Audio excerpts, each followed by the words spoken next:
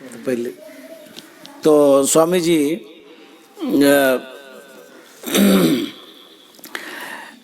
लोगों को मतलब कि भ्रम नहीं करना चाहिए और गुरु महाराज का जो ज्ञान है जो उन्होंने बतलाया उस पर पूरा आस्था के साथ विश्वास के साथ उस मंत्र को जपते रहें और जो भी संकट है वो सब दूर होगा। स्वामी जी कह रहे थे वो जो अंगूठी पहनाते हैं और कोई कलर बतलाते हैं तो अंगूठी पहनना कलर मतलब धारण करना ये भी तो जरूरी तब नहीं है। देखिए, मैं एक बार अभी की बात नहीं कर रहा हूँ, विद्यार्थी जीवन में। अच्छा अच्छा। मैं दिल्ली में एक जगह जी उतर के जा रहा था बस स्टॉप से, तो तोता लेकर बैठा हुआ था एक आदमी। बोला 5 रुपया दीजिए और अपना भाग दिखाइए। अच्छा। तो मैं उसके पास गया। पहले मैंने कहा कि पहले ये बताओ तुम्हारे भाग में क्या लिखा है कि इसी तरह बस स्टॉप के बाहर बैठकर तोता लेकर लोगों का भाग देखना तुम्हारे भाग में यही लिखा है। हाँ, तुम्हारे भाग में यही लिखा है कि भाग दूसरे को देखना। हाँ, तो ये अगर अंगूठी पहन लेने से, कपड़े का रंग बदल लेने से आदमी के जीवन में परिवर्तन हो जाता जी जी, तो फिर हमें समझ में नहीं आता कि हम लोग पश्चिमी देश जहाँ न अंगूठी में विश्वास करते हैं। जी जी जी, तो फिर तो पता भी नहीं होता है, पता भी नहीं होता कि अंगूठी पहनने से भाग बदलता है। लेकिन वो कितने धनवान लोग हैं। हाँ, है ना। तो जो अंगूठी बेचते हैं हाँ, उनको भी तो गरीबी स्थिति में देखा जाता है। वो अंगूठी बेचने वाला ढेर सारे कायन पहन लेते हैं अपने। अंगूठी बेचने वाला जो हमें करोड़पति बना रहा होता है वो स्वयं गरीब होता है। हाँ जी, देखा ही जाता है, स्वयं गरीब होता है। तो आप थोड़ा सा अपने विवेक का प्रयोग कीजिए। प्रारब्ध, गुरु की कृपा सबसे बड़ी बात है। आप गुरु मंत्र का जप करते हुए संसार का काम कीजिए, उनकी कृपा होगी तो अवश्य ही आपके जीवन में आध्यात्मिक उन्नति तो होती ही है, भौतिक उन्नति भी होती है। जी जी जी। स्वामी जी बहुत अच्छा, श्रोताओं को अच्छा लगेगा ही ये समाधान पा करके। आगे मैं बढ़ना चाहता हूँ। एक साहिबगंज की शादिका हैं ममता जी, वो पूछती हैं कि जब मैं संत मत से दीक्षित हूँ या कोई भी दीक्षित हो जाते हैं तो उसके लिए जो व्रत है जैसे एकादशी है या और भी कोई व्रत जो करते हैं तो वो क्या जरूरी है उसको करना, और इस विषय में बताया जाए व्रत उपवास कितना मायने रखता है जो दीक्षित है। देखिए, व्रत और उपवास का उद्देश्य क्या है। जी जी जी, अगर मान ले एकादशी, हमने एक नियम रख लिया जी जी, कि एकादशी के दिन हम नमक नहीं खाएंगे। जी, रविवार को भी लोग रविवार को नमक नहीं खाएंगे। जी जी जी, ठीक है, इतना ही हमारा नियम है। जी, इस नियम का कोई धार्मिक महत्व तो नहीं है। इसका हमने महत्व रखा है कि नमक नहीं खाएंगे, बीपी कंट्रोल रहेगा। दूसरी बात, भौतिक लाभ होता है। भौतिक लाभ, शारीरिक लाभ के लिए आपने एक नियम बनाया, वो नियम को व्रत कहते हैं। संकल्प लिया। जी जी जी, संकल्प लिया। जैसे मैं 9 दिन नवरात्रि में कोई देवी की आराधना तो नहीं किया। जी जी, लेकिन इस बार 9 दिन नवरात्रि में चूंकि हमको डॉक्टर कह रहे थे कि कुछ दिन आप फलाहार कर लें तो शरीर का जो है वेट आपका ठीक हो जाएगा, टॉक्सिन निकल जाएगा, मतलब शरीर की संतुलन के लिए। तो हमने एक निश्चित संकल्प किया कि 9 दिन तक ध्यानाभ्यास करेंगे फलाहार करके। अच्छा, तो वो हमारा नवरात्रि व्रत नहीं था, वो हमारा 9 दिन तक व्रत था, संकल्प था इस बात को लेकर कि हम अपने शरीर को स्वस्थ कर सकें, जिससे साधन भजन कर सकें। तो जो हमारा अपना संतमत का सिद्धांत है उस नियम का पालन किए। जी जी जी, तो इसको आप क्या कहेंगे, ये कोई नवरात्रि नहीं हुआ। कोई रविवार को नमक नहीं खाते तो एक दिन उन्होंने अपने स्वास्थ्य के लिए सुनिश्चित किया। एकादशी के दिन मैंने सुना है, आप भी जानते होंगे कि गुरु महाराज एक ही समय भोजन करते थे। रविवार को नमक नहीं और रविवार को नमक नहीं खाते थे। संत जी महाराज भी ऐसा करते थे। बिल्कुल, वो भी ऐसा करते थे। और अभी और भी एक बाबा है जो एकादशी के दिन जो है एक टाइम फलाहार करके रह जाते हैं जी और रविवार के दिन जो है नमक बिल्कुल नहीं खाते हैं, जी जी जी। नहीं खाते हैं। तो वो कोई, लेकिन ऐसा नहीं है कि वो एकादशी का व्रत करते हैं और उसी में इसका वो उद्यापन नहीं है। करेंगे, या वो एकादशी व्रत जैसा लिखा हुआ है धर्म ग्रंथों में उसके हिसाब से। उन्होंने एक नियम बनाया है, जी जी एक दिन तय किया है अपने शारीरिक स्वास्थ्य के दृष्टिकोण से। तो इस तरह से अगर आप कोई संकल्प करते हैं जिसका स्वास्थ्य से सीधा संबंध है, जी जी जी, तो उसमें कहीं कोई दोष नहीं है, करना चाहिए ही, करना ही चाहिए, करना चाहिए। अगर आपको उससे शारीरिक लाभ अनुभव होता है जी जी तो उसको करने में कोई दोष नहीं है। हाँ, अब हम नवरात्रि में दुर्गा जी का पूजा करने लगे संतमत की साधना छोड़कर, छोड़ तो करके, जी ये हाँ। अनर्थ है, हाँ, ये अनर्थ है। अपना जो लक्ष्य है, जो आपका कर्तव्य है, हमारी जो साधना पद्धति है, जी एक इष्ट पर एक निष्ठ होकर के जो रहते हैं उनका कभी अनिष्ट नहीं होता है। इस भाव को जो पूज्यपाद महर्षि संत सेवी जी महाराज की वाणी है, दृढ़ता के साथ पकड़ करके, और आप शारीरिक शुद्धि और शारीरिक स्वास्थ्य के लिए अगर नमक नहीं खाते हैं या एक दिन तय कर लिए हैं कि फलाहार पे रहेंगे, वो कोई दिन हो, जी जी, उससे मुझे लगता है कि फायदा है। हाँ, स्वास्थ्य और की एक निष्ठता में कोई कमी नहीं है, क्योंकि मन हमारा वहाँ है। जी, जैसे कर्म कांड में भी, कर्म कांड में नहीं फंसना है। ये हो सकता है कि मौसम के हिसाब से ये व्रत रखा होगा या बतलाया गया होगा कि स्वास्थ्य पर अच्छा मतलब होगा। ये स्वास्थ्य के दृष्टिकोण से ही व्रत बनाए गए, लेकिन चूंकि उस समय लोगों को विज्ञान से इतना परिचय नहीं था, लगाव जुड़ाव नहीं था, तो उनको इस तरह से जोड़ दिया गया कि धर्म से जोड़ दिया गया। अब आप पीपल वृक्ष में देवता का वास बनाकर कहा गया कि इसको नहीं काटना चाहिए, विष्णु रहते हैं, तो पीपल 24 घंटा ऑक्सीजन देता है, ये लाभ दे रहा है। उस समय लोग नहीं समझते। जी जी, अब आज अगर कहेंगे कि विष्णु का वास है नहीं काटना चाहिए, तो आज लोग काट देंगे, कहेंगे ये सब पाखंड है।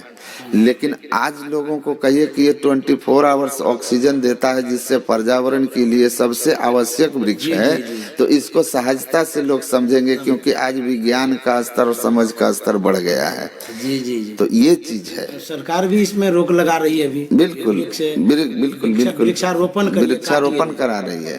तो ये प्रकृति से संबंधित था, जिसको हम लोगों ने धर्म से जोड़ करके उस समय के ऋषियों ने, हमारे जो मन स्थिति थी, समझ का स्तर था, उसके हिसाब से उन्होंने हमसे अच्छे काम करवाए थे। जी जी जी जी जी, स्वामी जी, मतलब आप अपना ध्यान भजन सत्संग करिए, और स्वास्थ्य लाभ के लिए आप यदि नमक नहीं खाते हैं, यदि व्रत रख लेते हैं, उस दृष्टि से ठीक है।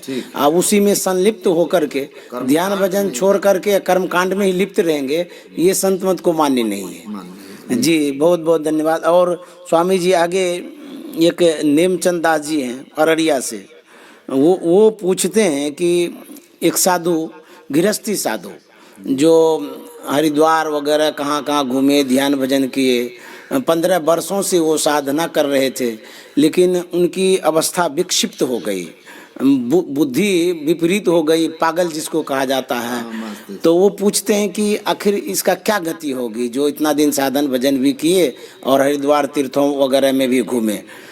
इसके लिए दूसरा वही पूछ रहे हैं कि एक प्रचारक हैं जो साधु बने हैं, लेकिन दूसरी शादी कर लिए, दूसरी शादी करके वो प्रचार प्रसार करते हैं, उसकी क्या गति होगी, इस विषय में स्वामी जी कहा जाए।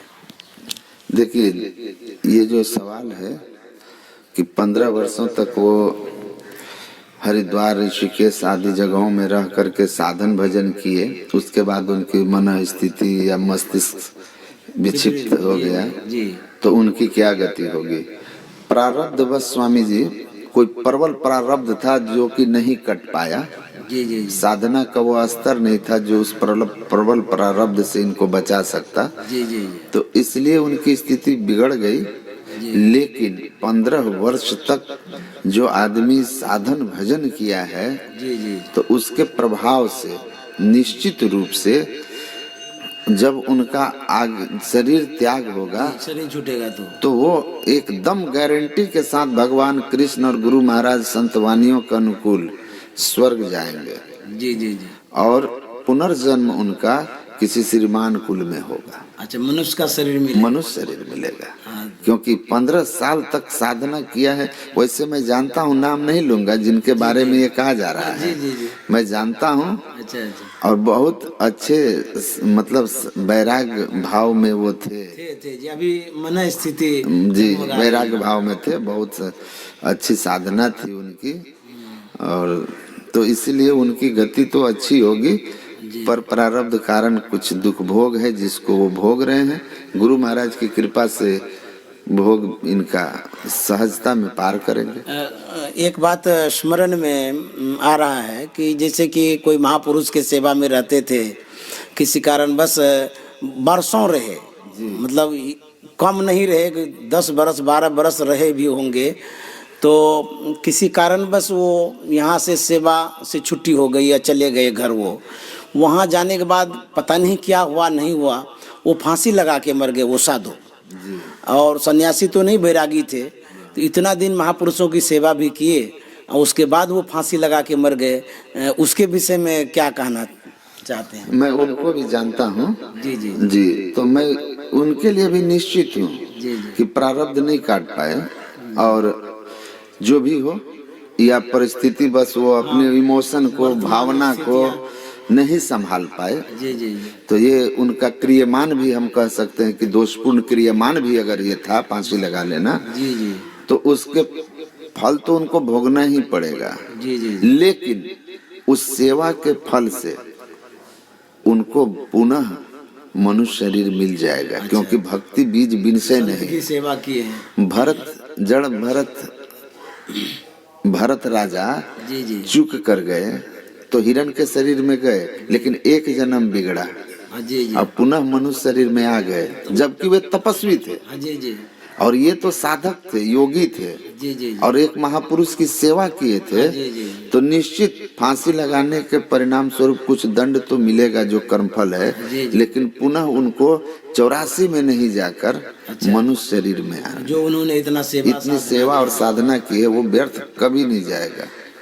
शरीर कोई भी मिल जाता है, जैसे जड़ भरत को मिला, लेकिन जो किया हुआ संस्कार है, हाँ, उसको फिर मनुष्य शरीर में लेके आ जाएगा। जी जी, संस्कार, बिल्कुल बिल्कुल जी। तो और उनके लिए जो पूछे थे कि गृहस्थ हो गए, दोबारी शादी कर ली, हाँ, तो एक तो अगर वो पहली शादी किए होंगे तब दूसरी शादी की है, जी जी जी, तो मेरे ख्याल से उनको ऐसा नहीं करना था। गुरु महाराज कहते थे कि श्री राम की तरह रहो। हाँ जी, सीता वन चली गई तो जब उस परंपरा में बहुत शादी करने का था, हाँ जी जी, हाँ, उनके पिता ने ही कई शादियां की थी, तब भी राम दूसरी शादी नहीं करके उन्होंने आदर्श दिया था। तो इनको नहीं करना था, कर लिए। अगर वैरागी थे, सन्यासी नहीं थे तो कर लिए। पहली पत्नी मर गई थी तो दूसरी शादी कर लेने का विधान भी है, जी जी जी, पर कर लिए तो उसके साथ एक निष्ठ ईमानदारी के साथ रहें और साधन भजन करें, तो इनका भी अच्छी ही गति होगी। जी जी जी। स्वामी जी, एक कोई पूछ रहे हैं कि सबीज और निर्बीज समाधि क्या है, कोई साधक हैं, उस विषय में बतलाया जाए स्वामी जी। जी जी, ये एक महात्मा जी का प्रश्न है। अच्छा अच्छा जी, महात्मा जी का ये प्रश्न है। तो ये सबीज और निर्बीज समाधि क्या है? देखिए, जब हमारी चेतन वृत्ति का सिमटाव होता है, जी जी, और सिमटाव से जब हम शरीर भाव से ऊपर उठ जाते हैं, जी जी, तो शरीर भाव से जब ऊपर उठ जाते हैं तो अंदर में होते हैं। जी जी, तो अंदर में जब हम होते हैं तो जैसे आप कहते हैं ना कि एक बिंदुता की प्राप्ति के साथ पिंड से हम ब्रह्मांड में चले जाते हैं। जी जी, लेकिन ब्रह्मांड में हैं, संसार से हम बिल्कुल उपराम हैं। संसार भाव हमको नहीं मालूम, संसार का हमको ज्ञान नहीं है, जी जी, है ना। जी जी, साधन में पग जाय अति ही गंभीर हो, या तन की सुधि ना रहे धीर बर वीर सो, सांझ भोर दिन रैन कछु जाने नहीं, अरे हारे में ही बाहर जड़वत रहे माही चेतन से ही।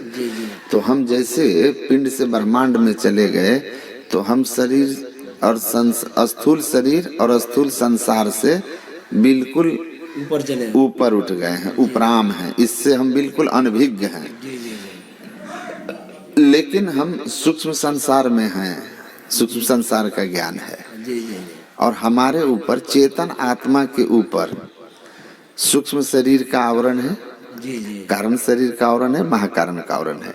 और जड़ का एक भी आवरण अगर है तो आप भले समाधि में तो हैं, क्योंकि स्थूल शरीर संसार से ऊपर है, जी जी जी आपको यहाँ का ज्ञान नहीं है। लेकिन जड़ का एक भी आवरण जब तक है और समाधि भी है, जी जी मतलब चेतन वृत्ति का सिमट करके ऊपर उठ जाना और महाकारण के अंदर ही रहना, जी जी जी सबीज समाधि है। क्योंकि जन्म और मरण का बीज जो है वो बचा हुआ है, जी जी पुनर्जन्म का बीज बचा हुआ है, इसीलिए उसको सबीज कहा गया, सबीज कहा गया। क्योंकि बीज है तो अंकुरित होगा, पुनरागमन हुआ, अंकुरित होगा, जी वृक्ष बन जाएगा, जी पुनर्जन्म हो जाएगा। निर्बीज समाधि जो है ना, निर्बीज समाधि का अर्थ होता है निर्विकल्प समाधि। जी जी जिस स्थिति में आपने जड़ के आवरणों को समाप्त कर दिया है, सारे जड़ावरण को समाप्त करके कैवल अवस्था में जब चले गए, जहां से अब पुनर्जन्म का कारण ही खत्म हो गया। बीज जो था जन्म और मरण का, कर्म का, उसको हमने भून दिया, समाप्त कर दिया, तो उसको कहते हैं निर्बीज हो जाना। मतलब समाधि की वह अवस्था प्राप्त कर लेना, साधना में उस स्थिति में पहुंच जाना जहां पहुंचने के बाद अब पुनर्जन्म नहीं होगा। तो वो अवस्था में जो हम समाधि है उसको निर्बीज समाधि कहते हैं। पूर्ण समाधि जो होती है वह पूर्ण समाधि, जो हम प्रभु प्रभु हम एक ही होई, द्वंद्व द्वैत रहे नहीं कोई, यह पूर्ण समाधि ईश्वर और जीव की जब पूर्ण एकता हो जाती है तब घटित होती है। तुरिया से अतीत सोधी फिर सहज समाधि, भजन तेल की धार साधना निर्मल साधी। तो इसीलिए समाधि के कई अवस्थाओं का वर्णन आप पढ़ेंगे महर्षि अरविंद के साहित्य में, जिसमें वो सबीज निर्बीज के बाद जो है पूर्ण समाधि जो है वास्तव में जीव और पीव की पूर्ण एकता हो जाना, नदी का समुद्र से मिल जाना, हम प्रभु प्रभु हम एक ही होई की अवस्था हो जाना। और निर्बीज समाधि जो है, पूर्ण समाधि भी निर्बीज समाधि है। अब उसके पहले कैवल दशा में भी अगर चले गए तो पुनर्जन्म नहीं होगा, क्योंकि आत्मज्ञान हो गया है, ब्रह्म की दर्शन हो गया है। तो मतलब सीधा है बाबा कि साम्यावस्था धारणी मूल प्रकृति तक जब आपकी सूरत उसके नीचे तक है, उसको पार नहीं की है, तब तक संसार स्थूल और स्थूल शरीर से आप मुक्त जरूर हैं, ऊपर उठे हुए हैं, लेकिन पुनर्जन्म का जो बीज है वो समाप्त नहीं हुआ है। इसीलिए सबीज समाधि है। ये जो समाधि का एक स्टेप हुआ, स्टेप बाय स्टेप है, स्टेप बाय स्टेप है, एक ही समाधि नहीं है, एक ही समाधि नहीं है। पूर्ण समाधि, जड़ समाधि, चेतन समाधि, हाँ, जो अलग तरह तरह से लोगों ने वर्णन किया है। और संप्रज्ञात समाधि, संप्रज्ञात समाधि जो सत्संग योग में गुरु महाराज लिखे हैं, एकांगी समाधि, उभयांगी समाधि पढ़े होंगे जो बौद्ध दर्शन में है। तो इसी तरह समाधि की वर्णन है, उसी में ये जो है सबीज का अर्थ यही हुआ कि शरीर संसार से ऊपर उठा हुआ है, लेकिन पुनर्जन्म के कारणों को समाप्त नहीं कर सका, मतलब जड़ावरण को पार नहीं कर पाया है। समाधि का वास्तविक अर्थ क्या है? वास्तविक समाधि का अर्थ तो यही होता है कि जीव और पीव का जब है एकदम मिलन हो जाए तो समाधि हो गई, पूर्ण समाधि हो गई।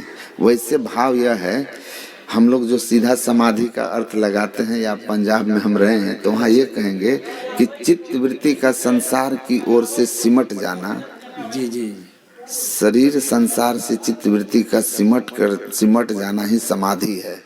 मतलब आप ऐसा कह सकते हैं कि यहाँ से समाधि शुरू होती है, लेकिन समाधि की पूर्णता जो है चित्त का पूर्णाहुति हो जाना और चेतन का अपने कारण में जहाँ से उत्पन्न हुआ था, जीव का शिव में मिलकर एक मेक हो जाना, समाधि की पूर्णता है।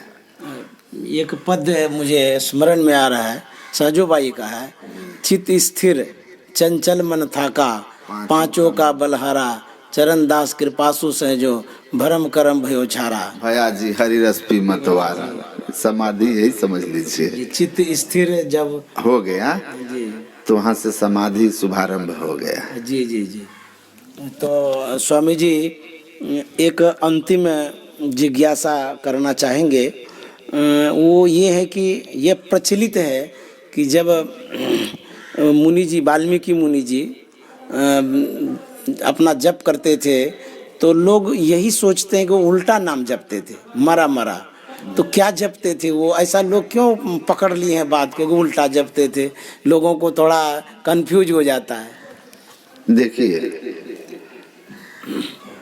उल्टा नाम जपत जग जाना, वाल्मीकि भय ब्रह्म समाना। जी जी बात है कि जल परिमाणे माछरी, जी जी। कुल परिमाणे बुद्धि बुद्धि, जाको जिनको गुरु मिला ताकि तैसी शुद्धि। जी तो जो इसको पढ़ाने वाले कथाकार मिले, जी जी जी गुरु मतलब जो लोग हैं प्रचार किए कथाकार लोग, जी जी।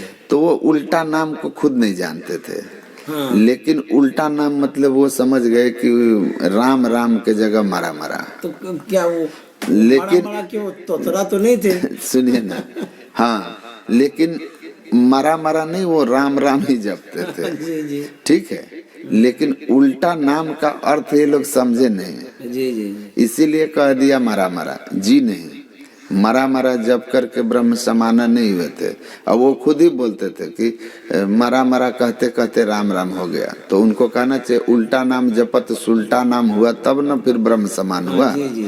तो उल्टा नाम जगत जपत जग जाना, जग जाना जी। उल्टा नाम जपते हुए ही संसार ने जाना कि वाल्मीकि ब्रह्म समान हुए। उल्टा नाम जप के ब्रह्म समान हुए। जी जी, वही ये उल्टा उल्टा नाम जो है, जी। देखिए कितना सुंदर, ये कोई जोगी ही बताएगा ना।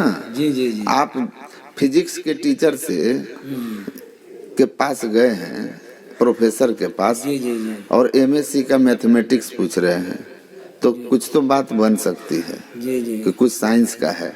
लेकिन इतिहास वाले से जब आप जाकर पूरा फिजिक्स का न्यूमेरिकल पूछेंगे तो क्या बताएंगे बेचारे, हाँ हैं? तो ये बात है कि ये बिल्कुल योग की बात है, अंतर साधना की बात है। महर्षि वाल्मीकि की अंतर साधना क्या थी, इसको तो गोस्वामी जी स्पष्ट दर्शाते हैं कि वो उल्टा नाम क्या है। जी जी जी। तो उल्टा नाम क्या है?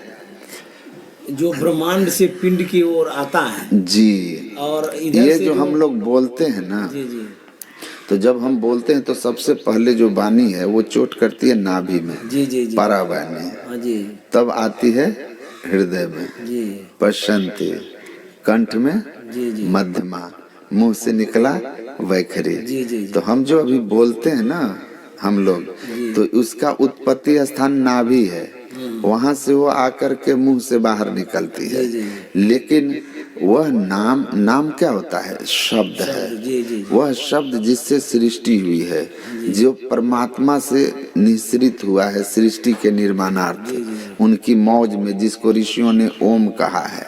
जी जी। सार शब्द वही। सार शब्द, उद्गीत, प्रणव ध्वनि आदि नामों से पुकारा गया राम नाम। तो वो शब्द जो है उसकी उत्पत्ति कहाँ से है? निःशब्द से, जी जी जी। परमात्मा से हुआ। परमात्मा से वो शब्द जो है ब्रह्मांड में, और ब्रह्मांड से पिंड में आया है। जी जी जी। तो ये हम जो बोलते हैं ना, ये नाभि से आकर के मुंह से निकला, जी जी। और वो शब्द जो है ऊपर की ओर से नीचे की ओर आया है। जी जी जी उस शब्द को जपा नहीं जाता, जी जी वो शब्द साधना करके अनुभव किया जाता है। जी जी। तो वाल्मीकि जी समाधि लगी थी ऐसी कि जब बाहर निकले तो देह पर दीमक जम गया था। तो दीमक का ही नाम बल्मीक है। दीमक को बल्मीक कहते हैं। अच्छा अच्छा। इसीलिए दीमक से वो जब बाहर निकले तो रत्नाकर थे।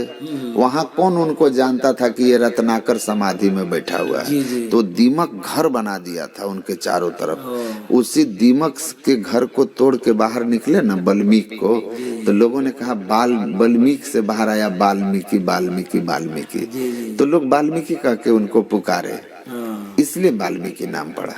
जी, तो वे समाधि लगी, उसी सूरत शब्द योग की साधना करके ब्रह्मांड की ओर उनका गमन हुआ और निःशब्दम परमम पदम में पहुंचे, इसीलिए उल्टा नाम उसको कहा है। पिंड से जो ब्रह्मांड की ओर शब्द को सुना जाता है, ये नादानुसंधान की क्रिया यही है ना जी। और संसार से विपरीत भी है, उल्टा और तो है ही है। संसार से विपरीत है ना, ये नीचे से ऊपर आया जी। और वो ऊपर से नीचे आया, हाँ, यही मतलब उल्टा उल्टा हो गया, ऊपर से नीचे उल्टा नाम। ये नाम नीचे से ऊपर की, ये शब्द नीचे से ऊपर गया, वो शब्द ऊपर से नीचे आया, तो ठीक इसके वो उल्टा है, विपरीत है, इसलिए वो उल्टा नाम है सूरत शब्द योग की साधना। कहा गया उल्टा कुआं गगन में तिसमें जरे चिराग, तब उल्टा कुआं गगन में, आकाश में कुआं कहाँ बनेगा भाई, जी, हैं? और उसमें भी उल्टा, वो भी तो ये चीज है कि हमारी खोपड़ी उल्टा कुआं है, जिसमें यहाँ से घुसने का जगह है, जी, जी, हाँ, 10वें द्वार से, ऐसे उल्टा खोपड़ी ही उल्टा कुआं है। इसमें ब्रह्मांड में प्रवेश कीजिए, आंख के ऊपर के भाग को ब्रह्मांड कहते हैं, जी, जी, जी। नीचे के भाग को पिंड, तो इसमें नीचे से ऊपर की ओर घुसिए ब्रह्मांड में, तो उसमें आपको अंतर ज्योति का दर्शन होगा और अंतर्नाद श्रवण होगा, इसी को कहा उल्टा कुआं गगन में तिसमें जरे चिराग। तो जो जानेंगे वही ना, हाँ, ये कबीर कुछ कहेंगे, विद्वान कुछ अर्थ करेंगे, तो वही बात है कि आध्यात्मिक बातें हैं, इनका संतों की बातें हैं, संतों की बात है, और संत वाणियों का अर्थ संत के द्वारा ही सटीक होता है। सौभाग्य हम लोगों का है कि हम लोग ऐसे संत परम संतान हैं, जहाँ से हमें हर तरह के सटीक तार्किक प्रमाणिक जी अर्थ मिलते हैं, जिसको कोई काट नहीं सकता है। जी।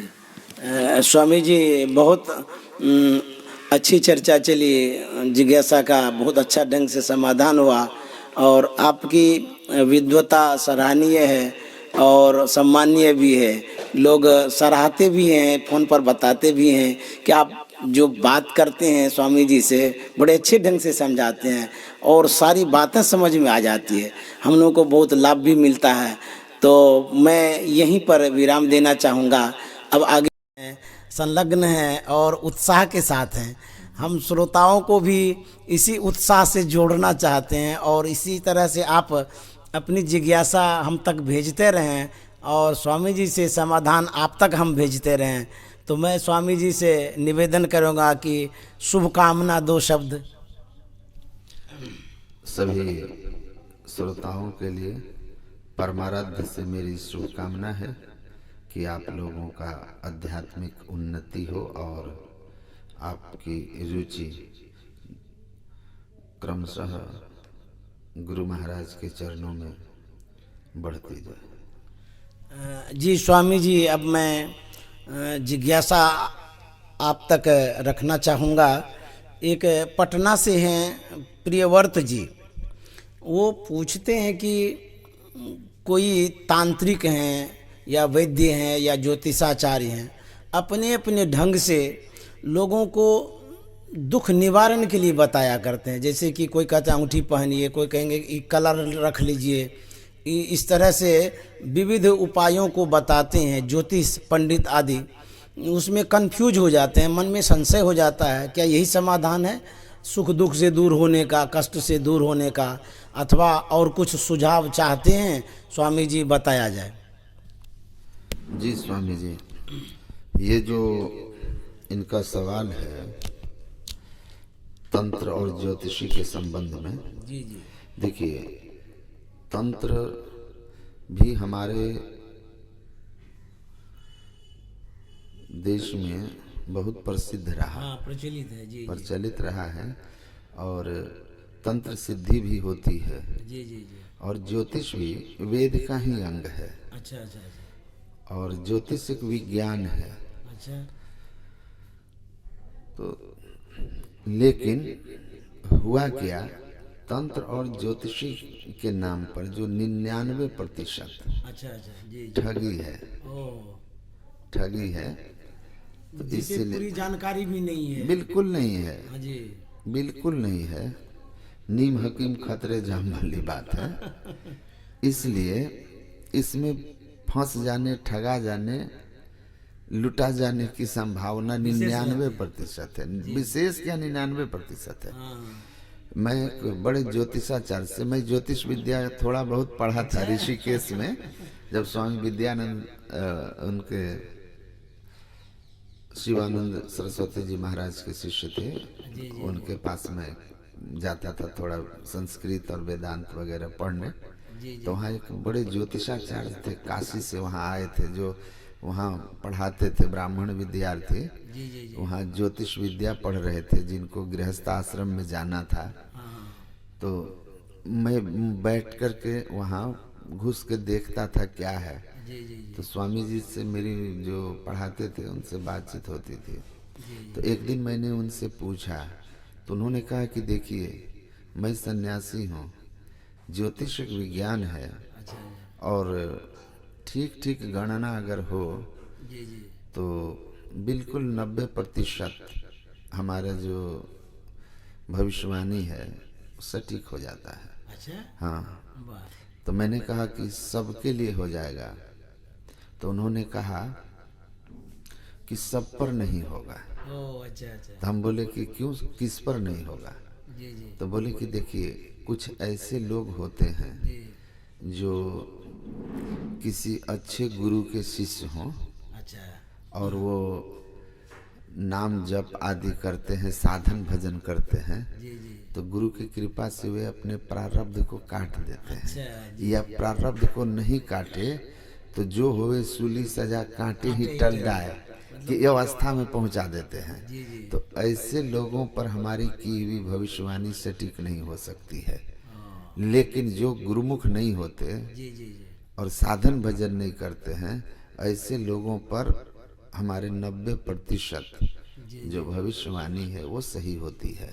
और उससे बचने के कुछ उपाय भी हम बताते हैं, तो उससे भी कुछ उनके दोष दुर्गुण घटते हैं। तो मैंने कहा कि इसका मतलब स्वामी जी, आपका भाव यही है कि गुरु मंत्र अगर किसी को मिला हुआ है तो ज्योतिष उनके जीवन में कितना रोल प्ले करता है। तो उन्होंने कहा कि जिनको सदगुरु मिल जाते हैं उनके जीवन में तो भगवान की जरूरत नहीं रह जाती है, तो ज्योतिषी की क्या आवश्यकता है। इसीलिए नाम जपत मंगल दिशि दश, उन्होंने कहा गुरु मंत्र जपने वाला, ईश्वर का नाम जपने वाला का तो ईश्वर ही रखवाला है, गुरु रखवाला है, तो उसका तो 10 दिशा मंगल ही है। तो उसको कौन सा दिशा शुभ लगने वाला है और कौन सा उसका अशुभ दिन होने वाला है। हैं क हनुमंत विपत्ति प्रभु सोई, जब तब सुमिरन भजन न होई। जब तुम्हारा सुमिरन भजन नहीं होगा तब विपत्ति है।